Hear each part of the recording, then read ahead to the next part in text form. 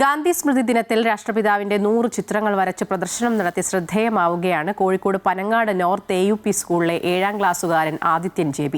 സ്കൂളിന്റെ 100ാം വാർഷികാഘോഷത്തിന്റെ ഭാഗമായാണ് ഗാന്ധി രക്തസാക്ഷി ദിനത്തിൽ ഇത്തരമൊരു പ്രദർശനം സംഘടിപ്പിച്ചത്. Pencil, crayon, water colour, pen തുടങ്ങിയവ ഉപയോഗിച്ചാണ് ഗാന്ധി ചിത്രങ്ങൾ വരച്ചിരിക്കുന്നത്.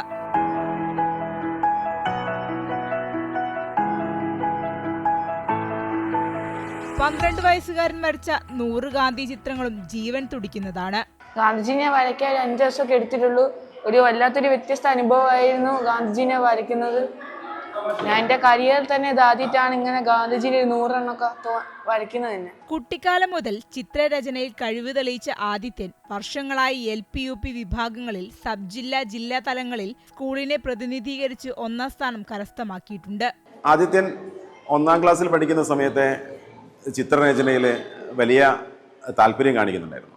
ആദ്യം മനസ്സിലാക്കുകയും രക്ഷിതാക്കളോട് പറയുകയും ചെയ്തപ്പോൾ അവർ വലിയ ഗൗരവത്തിൽ അത് എടുത്തിട്ടുണ്ട്. പിന്നീട് ആദിത്യൻ്റെ വളർച്ച വലിയ അത്ഭുതങ്ങളാണ് ഉണ്ടാക്കിയിരിക്കുന്നത്.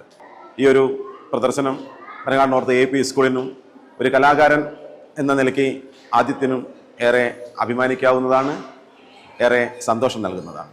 പനങ്ങാട് നോർത്തിൽ താമസിക്കുന്ന ബാബുരാജ് ജസ്ന ദമ്പതികളുടെ ഏക മകനാണ് ആദിത്യൻ. അമൃത ന്യൂസ്, കോഴിക്കോട്.